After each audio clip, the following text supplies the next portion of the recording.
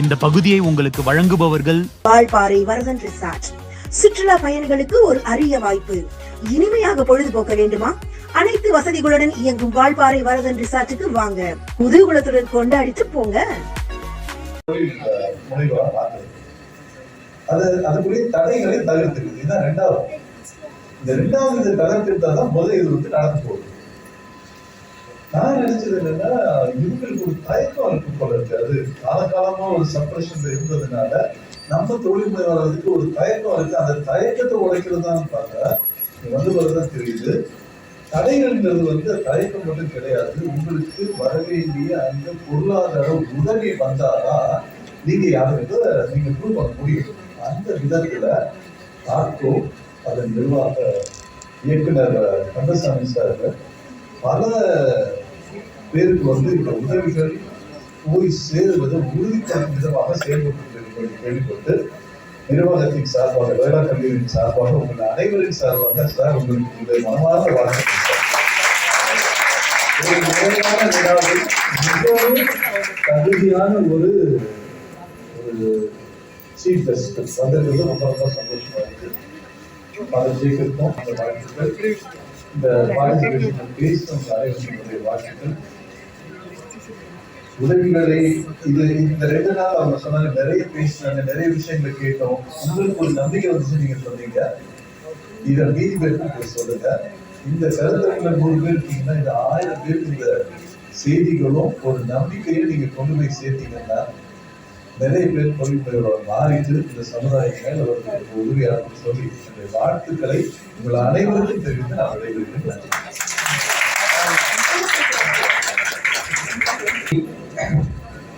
இப்போது அம்பேத்கர் பாடல் பாடி இந்நிகழ்வினை சிறப்பிக்க சமூக பணித்துறை பாடல் குழுவினை அழைக்கின்றேன்.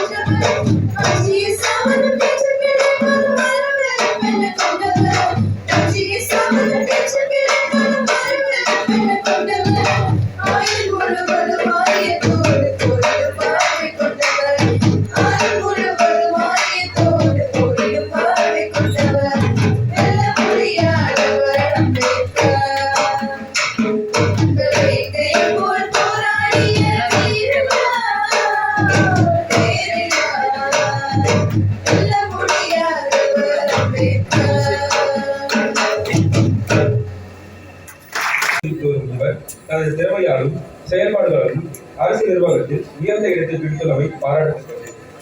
அரசு சேவைகளில் முன்னணி தலைவராக திரு KS கந்தசாமி அவர்கள் தனது பயணத்தை கரூர் பாலிடெக்னிக் கல்லூரியில் 1987ஆம் ஆண்டு தொடங்கினார்.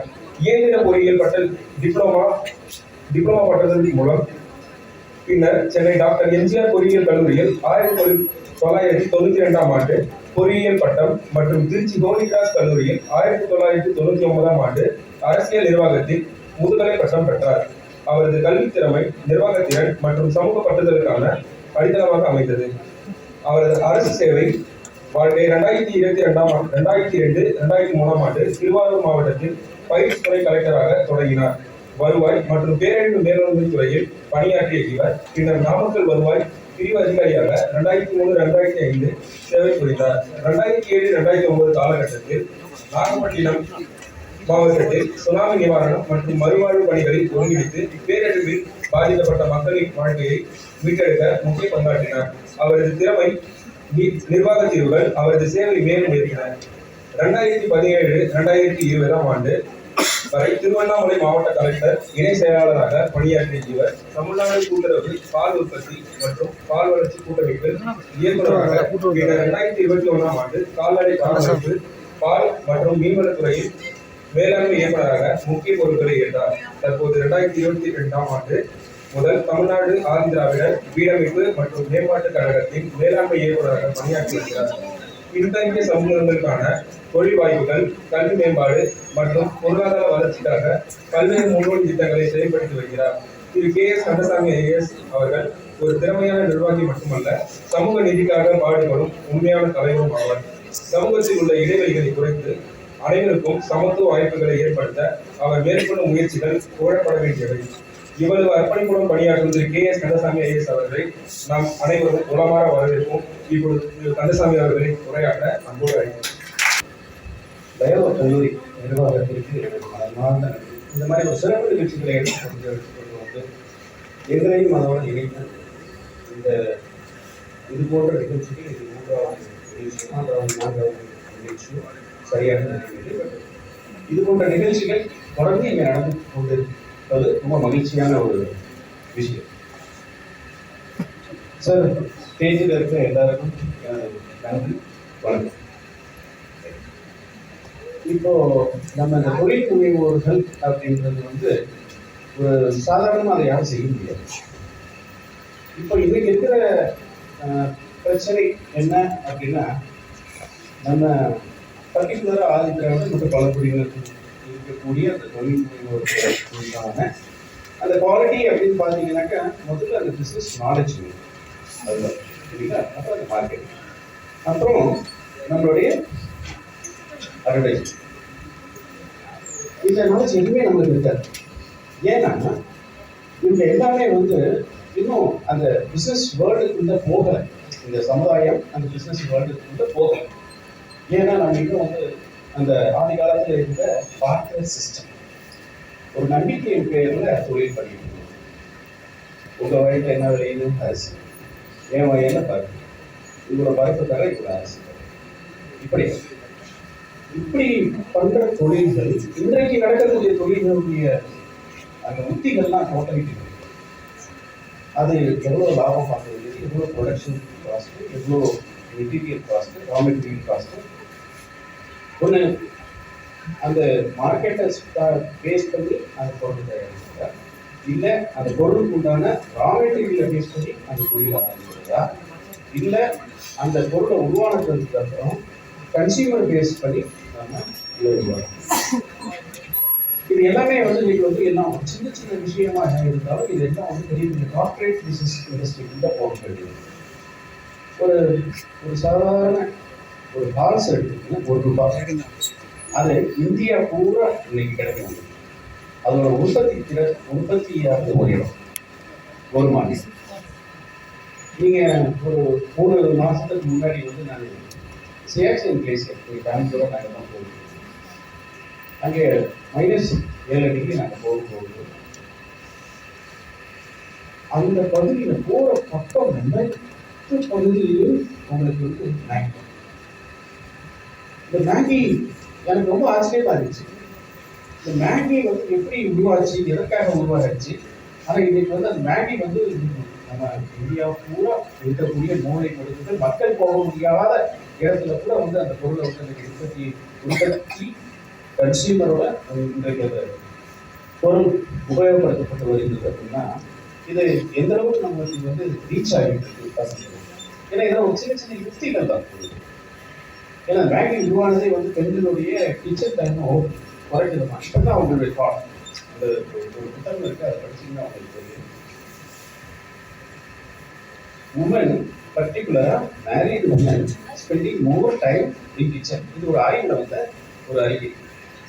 ஒரு குடும்ப பெண்கள் வீட்டில் இருக்கும்போது அவங்க எந்தெந்த வேலைக்கு எவ்வளோ டைம் ஸ்பெண்ட் பண்றாங்க. அந்த ஆய்வுல பார்த்தோம்னாக்க அவங்க அதிக நேரம் வந்து பெண்கள் வந்து கிச்சன்ல தான் செலவு பண்ணியிருக்காங்க. கணவனுக்கு சமைக்கிறது, பிள்ளைகளுக்கு சமைக்கிறது, பேர குழந்தைகளுக்கு சமைக்கிறது எல்லாம் தொடர்ந்து கொண்டு அப்படியே அவங்க எங்கே வந்து அவங்களுக்கு டைமை நம்ம குறைக்கலாம். பர்டிகுலராக இந்த ஸ்கூல் போகிறோம். அதே நேரத்தில் இந்த ஸ்டூடெண்ட்ஸும் நல்லா விரும்பி சாப்பிட்றதுன்னா இதோட ஆய்வு தான் மேகியை உருவாக்கி ஒரு சாப்பாடு. இப்படி வந்த இந்த பொருள் இன்றைக்கு மூளை முழுக்கெல்லாம் நம்மளுக்கெல்லாம் கிடைக்குது அப்படின்னாக்க ரொம்ப இந்த யுக்தியெல்லாம் நம்மளுக்கெல்லாம் எப்படி வரும் அப்படின்றது பார்த்தோம்னாக்க இதுக்கு பெரிய ஒரு நாலேஜ் கிடையாது, நம்மளுக்கு எக்ஸ்போஷர் கிடையாது. இப்போ இன்றைக்கு இருக்கிற இந்த மிடில் கிளாஸ் அந்த பிசினஸ் உமனாக இருக்கட்டும், இவங்க எல்லாம் வந்து கல்லூரி காலமாக இருக்கட்டும், இந்த பள்ளி காலமாக இருக்கட்டும், இந்த எந்த காலத்திலுமே வந்து தொழில் செய்வோம் அப்படின்ற சிந்தனையே அவங்களுக்கு வந்துருக்காரு. கல்லூரி முடிக்க வேண்டியது, பள்ளி முடிச்சு கல்லூரி முடிக்க வேண்டியது, கல்லூரி முடிச்சதுக்கப்புறம் வந்து வேலை, திரும்ப வேலை, நம்மளுடைய ஏஜ் லிமிட் கிராஸ் ஆகிற வரைக்கும் வேலைக்கே முடியும். ஆனால் நம்ம பசி நம்ம சும்மா விடாது. ஏன்னா அது நம்மளை ட்ரை பண்ணிக்கிட்டே இருக்கும். ஏதோ ஒரு நம்மளுடைய ஃபீல் பண்ணி போய்கிட்டே இருக்கணும் அப்படின்ற ஒரு சிந்தனையை பின்னாடி கொண்டு வந்துட்டே இருக்கும். அப்போ ஒரே இல்லாத ஒரு லாஸ்ட் ரிசார்ட்டாக இன்னைக்கு இந்த என்னுடைய பார்வையில் இருக்க எஸ்சிஎஸ்டி தொழில் நிறுவனங்கள் ஆந்திரப்பிரதேசம் எல்லாமே இருக்குது. இதை ஒரு ப்ரொஃபஷனலாக ஆரம்பிக்கிறதை விட இது வேணும், இது கட்டாயம், நம்மளுடைய வாழ்வாதாரத்துக்கு இது ஒரு கட்டாயம் அப்படின்ற ஒரு நிலையில தான் அவங்க எல்லாம் இன்னைக்கு வந்து அதிக தொழிலை நம்ம செய்து கொண்டிருக்கோம். இதில் நம்மளை மாதிரி இருக்கிறவங்க இன்னைக்கு நிர்வாகமாக இருக்கட்டும், கல்லூரியாக இருக்கட்டும், இவர்களுடைய சிந்தனைகள் எல்லாம் இவர்களை எப்படி வந்து அந்த முதல் படியில ஏற வைக்கிறது. அப்புறம் அந்த முதல் படி ஏறி அவர்கள் வெற்றி அடைந்ததுக்கப்புறம் எப்படி அடுத்த படிகளுக்கெல்லாம் நான் கொண்டு போக வேண்டியது இருக்கிறது. நீங்க மற்ற சமுதாயத்தில் இருக்கிறவர்களுக்கு விட இந்த சமுதாயத்தில் இருக்கிறவர்களுக்கு ஒரு சின்ன ஒரு குறைபாடு வந்ததுனாக்க அதை வந்து மூடி போட்டு க்ளோஸ் பண்ற சிந்தனைகள் தான் இங்க நிறைய இருக்கும்போது இதை எப்படி சரி பண்ணி இவர்களை மீண்டும் அந்த நுழைவு மொழி அவர்களை செலுத்தலாம் அப்படின்ற சிந்தனைகள்லாம் இன்னைக்கு அதிகாரிகளாக இருக்கிற எங்களுக்கே போட்டுச்சு. நாங்களே அந்த முயற்சிகள் அதிகமாக எடுக்கிறது கிடையாது. அப்படியா, லோன் கட்டலையா, அவ்வளோதானா, முடிஞ்சிச்சா, வியாபாரம் வரலையா, பேமெண்ட் வரலையா, முடிஞ்சிச்சு, அவ்வளோ. அடுத்த முயற்சி அங்கே இருக்கிறவங்க நான் பேசணும். அடுத்த முயற்சிக்கு அவர்களுக்கு கொண்டு போகும். வாழ்க்கையில் ஒரு வாட்டி நம்ம வந்து தொழில் ஆரம்பிக்கிறோம், அந்த தொழிலில் ஒரு பெரிய வெற்றி வரல, அடுத்த தொழில் ஏதோ ஒரு யுக்தியில தான் நம்ம தோணும். அப்போ அதை சரி பண்ணுனா இது நல்லபடியாக நம்ம தொழில் ஆகும் அப்படின்ற ஒரு நம்பிக்கையை அவங்க சொல்ல இருக்கிற வரைக்கும் நம்ம அதை கொண்டு போவதற்காக எந்த முயற்சியும் அதிகமாக நம்ம எடுக்கிறது கிடையாது. இதே மாதிரி இந்த கல்லூரிகள் இல்லாமல் தமிழ்நாடு பூரா இருக்கிற இந்த ஹரிபுரவர்கள்லாம் கூப்பிட்டு நம்ம இந்த மாதிரி ஒரு தொழில் பயிற்சி கொடுக்கலாம் அப்படின்ட்டு நாங்கள்லாம் திட்டம் போட்டு வடபழனி பக்கத்தில் இருக்கிற ஒரு 3 ஸ்டார் ஹோட்டலில் இவங்களெல்லாம் கூப்பிட்டாச்சு. ஹால் புக் பண்ணி வச்சு 3 ரெடி வச்சு காலையில் ஒரு 8 மணிக்கு எல்லாம் வர ஆரம்பிச்சிட்டாங்க. எங்கள் குழு அங்கேருந்து கால் பண்ணுறாங்க, சார் இவங்களெல்லாம் வந்து ஹோட்டலுக்குள்ள மட்டும்தான் லுங்கி கட்டியிருக்காங்க. லுங்கி கட்டினா அவங்க ஸ்டார் ஹோட்டலுக்குள்ள உள்ள வரும்.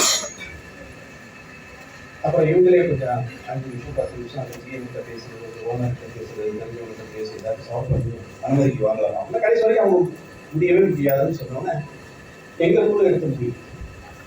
சரிங்க சார், நம்ம ஒரு பக்கத்தில் ஒரு கல்யாண மண்டபம் இருக்கு, அந்த அவங்க நம்ம கூட்டிகிட்டு போய் நடக்கலாம். அப்போ அந்த இதை எப்படி சரி பண்ற சிந்தனையை விட இதை எப்படி முடிக்கலாம் அப்படின்ற ஒரு சிந்தனை தான். சரி, அந்த ஜிஎம் கிட்ட போகலாம். ஏன் சார் என்ன பிரச்சனை? சரி, வேற என்ன ட்ரெஸ் போடுவோம்? பேண்ட் இல்லாத முடியாது, வேற வேஷ்டி முடியாது. வேஷ்டி போனால் விட்டு போய் பக்கத்தில் முருகன் கோயில் பற்றி வடபழனி முருகன் கோயில், அங்கே நிறைய குளிக்கிறது போய் ஒரு 300 வேஷ்டி வாங்கி எல்லாத்தையும் எங்க உட்கார வச்சு இந்திய வேஷ்டியை மாற்றி உள்ள அனுப்புது. இந்த கான்ஃபரன்ஸ் இங்கே தான் நடந்தாகும். இங்கே தான் அவர்களும் தொழிலதிபர். நம்மளாம் நினைச்சுக்கிட்டு இருக்கோம் இன்னைக்கு எல்லாம் வந்து ஜெயின் மார்வாடி பெரிய தொழில் சிந்தனைகளோட தெரிஞ்சுட்டு கொண்டாங்க. சக்சஸ்ஃபுல்லாக இன்னைக்கு இந்தியா கூட இருக்காங்க. நல்ல வேலை இவங்ககிட்ட பணம் இல்லை. நீங்க நினைச்சு பாருங்க, உங்க அனுபவத்தை சொல்லுங்களேன். ஒரு நரிக்குறவரை கட்டி ஒரு பாசி விலையை கேட்டுட்டு வாங்காம வந்துட்டு வாங்க வச்சுக்கோங்க, எப்படியாச்சும் வாங்க வச்சுக்கோங்க. அப்போ அந்த அந்த மார்க்கெட்டிங் அட்வர்டைஸ்மெண்ட் இதை பிரிச்சு பார்க்கணுங்க. நான் உள்ள வந்தவங்களே ஒரு அம்மா சொன்னாங்க, சார் வியாபாரம் நடக்குது, இந்த இடத்தோட மகிமை அவங்களுக்கு புரியுது. இது வியாபார இடம், இது விளம்பர இடம். உங்களுக்கு பொருளை மார்க்கெட் பண்ணக்கூடிய இடம், வியாபாரம் பண்றது வேற இடம். அந்த வித்தியில கற்றுக்கக்கூடிய இடம். இந்த சின்ன சின்ன இடர்பாடுகள், உங்களுடைய இன்டர்வென்ஷன் எப்படியெல்லாம் ஒருத்தருடைய வாழ்க்கையை மாற்றும் அப்படின்றதுனா, இந்த காட்டோட கடன் அப்படின்றது வந்து இப்போ நான் இந்தியாவுக்கு எனக்கு முன்னாடி இருந்த எம்பி நிறைய ஐஏஎஸ் ஆஃபீஸர் இருக்காங்க. அவங்க தான் அந்த பொறுப்போட பொதுவான ஒரு இமேஜினேஷன். காட்டோ கடன் தெரிவிக்கிறார் பொதுமக்களுக்கும் சரி. ஏன்னா இந்த தாட்டோவில் வந்து கடன் வாங்கி தருவதற்கு உதவியாளர்களா அதே சமுதாயத்தை சார்ந்தவர்கள் அங்கே இருக்கிற மக்களுக்கு உதவிங்கிற பேர்ல வந்து ஒரு நல்ல உறவை ஏற்படுத்துறதுக்கப்புறம் இப்போ அவங்க தான் போகிறாங்க. இப்போ அந்த அவங்களெல்லாம் எக்ஸ்க்ளூட் பண்ணாதான் இது சரியாகும் சொல்ற அந்த சிஸ்டத்தை நாங்கள் மாற்றிட்டு இப்போ வந்து ஆமக்கட்டில் கொண்டு வந்து வீட்டில் உட்காந்து பெட்டில் உட்காந்துட்டு சேரில் உட்காந்துட்டு இன்னைக்கு அப்ளிகேஷன் போடுறோம். அப்போ இந்த சிந்தனை ஒருத்தருடைய வாழ்க்கைக்கு என்ன என்ன பண்ணலாம் நம்ம அதை சரி பண்ண முடியும் அப்படின்றது என்னுடைய அனுபவத்தில் நாங்கள் ஒரு நாள் இந்த மைக்ரோ கிரெட் தாக்கோ கடன் வராது இந்த சிந்தனை நாங்கள் சரி இப்போ இவங்களுக்குலாம் எப்படி தான் உதவி பண்ணுறது இந்த நிறைய ஒரு ஏதாச்சும் ஒரு ஒரு ஒரு வகையில் உதவி செய்யணும். அது ஒரு போய் அவங்கள்ட்ட பேசிட்டு இருக்கும்போது ஒரு கையில் ஒரு மஞ்சள் அட்டை வச்சுருக்கோம். என்ன மாதிரி அட்டை சார் இதை நாங்கள் வாங்கின கடை இது பாருங்க 30,000 வாங்கிட்டேன் கரெக்டாக கட்டிகிட்டே இருப்பாரு எழுதி கண்ணில். சரி ஏன் கடை வாங்கிட்டேன் சார் அதான் இங்கே போகிறேன் 1 லட்சம் வந்துடுறேன் 5 லட்சம் வந்துடுறேன் வாங்கிக்கிட்டு அதை நேராக எடுத்துட்டு போய் சூரத்து ஆகரா டெல்லி இந்த மாதிரி இடத்துல வந்து 1 லட்சத்துக்கு பாஸ் பண்ணிக்கிறாங்க. 1 லட்சத்துக்கு பாஸ் பண்ணிக்கிறாங்க. அதை பின்றாங்க குடும்பத்தில் உட்காந்து அடுத்த நாள் போய் வியாபாரம் பார்க்குறாங்க. அதில் வர லாபத்தை சாப்பிட்றாங்க, குடும்பத்தை மேனேஜ் பண்ணிக்கிறாங்க. திரும்ப அந்த பாசி தீரும்போது அவங்க உயிரோட மட்டும்தான் இருக்கும், கையில் காசு இல்லை. தொழில் இவ்வளோ நாள் பண்ணாங்க ஒன்று. அப்போ அவங்க யாருக்காக வாழ்ந்து கொண்டு ஒரு ஒரு இடைத்தலைவர் ஒரு கடன் கொடுக்கக்கூடிய ஒரு நகை வாங்க கொண்டு. அப்போ இதை எப்படி மாற்றும்? அதான் ஒரு மைக்ரோ கிரெடிட் பிளான் போட்டு அவங்களாம் சொசைட்டியாக மாற்றி அவர்களுக்கு ஒரு 10,000 சப்சிடியை கொடுத்து 50,000 கொடுத்து 40,000 கொடுத்தா போகும் அப்படின்னு சொல்லிட்டு 100% நாங்கள் ஒரு ஸ்கீம் இன்ட்ரடியூஸ் பண்ணி இந்த ஸ்கீமுக்கு ஒரு ஆய்வுக்காக வச்சு அவங்க குடியிருக்கிற பகுதிக்கு போகலாம். அவர் சென்னையில் ஒரு பெரிய பகுதிக்கு 2 இடத்துல இருக்கு, கோட்டூர்புரம் இந்த திருவாரூர். அப்படி ஒரு பரிதாபத்துக்குரிய ஒரு இடம். அப்போ கேட்கும்போது ஏன் அந்த இப்போ வந்து ஒரு நாள் இருக்கு, பக்கத்துல வீடு இருக்கு, சொர்த்தி இருந்துச்சு போர்டு கொண்டு ஒன்று இருக்கு, அது மூலமாக உங்களுக்குலாம் வீடு இருக்க முயற்சி இருக்கு, நீங்கள் கேட்கக்கூடிய அவசியம் இருக்கு. சார் நாங்கள் வந்து 30 வருஷமா அந்த முயற்சி எடுத்து இப்போ எங்களுக்கு அந்த வீட்டுக்கு தரவே போச்சு. அந்த சிந்தனையே இல்லை, அந்த ஆசையும் கிடையாது. ஏன் அப்படின்னா கவர்மெண்ட்ல கேட்டாங்க சார் எங்களுக்கு அரிசிமானி தான் கட்டி தருவாங்க. ஏன் கட்டி கொடுக்குறது இடம் தான் மிச்சமாகுது, உங்களை மாதிரி நிறைய குடும்பங்களை கேட்கக்கூடாது. அப்படி இல்லை சார், நாங்கள் எங்கள் குலவழக்கப்படி எங்கள் வீட்டுக்கு மேலே இன்னொரு குடும்பம் இருக்கிறாரு, எங்கள் சாமி கீழே இருக்கும், இன்னொருத்தர் எங்கள் இடத்தை சேர்ந்தவர்களே எங்கள் வீட்டுக்கு மேலே இருக்கிறாங்க. நீங்கள் எங்கே வேணாலும் பாருங்க, நிறைய ஒரு வீடு வந்து இந்த மாதிரி அடுக்குமாடி. அப்போ ஒரு கலாச்சாரத்தை அழிச்சிருக்காரு. இதுதான் அவங்களுடைய கலாச்சாரம். அந்த கலாச்சாரம் அது இருக்கு, அதுதான் அவனுடைய அடையாளத்தை காமிச்சிருக்கு. அதுதான் அவன் இன்ன வரைக்கும் அந்த ஒரு ரொம்ப ரொம்ப டிசிப்ளின் சொசைட்டி. அந்த கலாச்சாரத்துக்குள்ளதான் கொஞ்சம் தனி. அந்த கலாச்சாரத்துக்குள்ளதான் அவங்க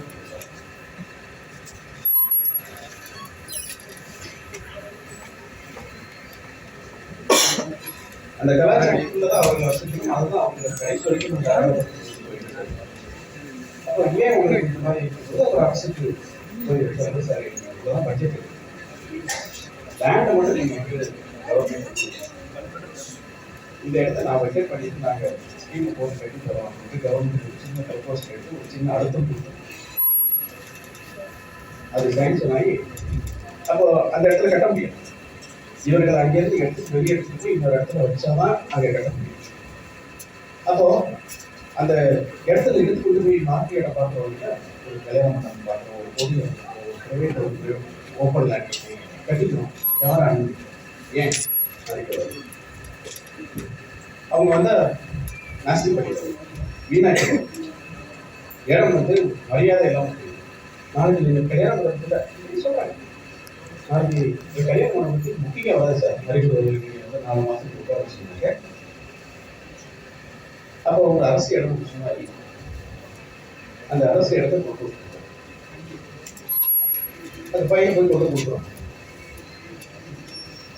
ஒரு ஒரு பிரச்சனையை ஒரு அரசுக்கு கொண்டு போகும்போது அந்த அரசு சிஸ்டத்தில் இருக்கக்கூடிய அதிகாரிகளோட முதல் சிந்தனை நறுக்கிறவரா இவங்க தான் தரணும்.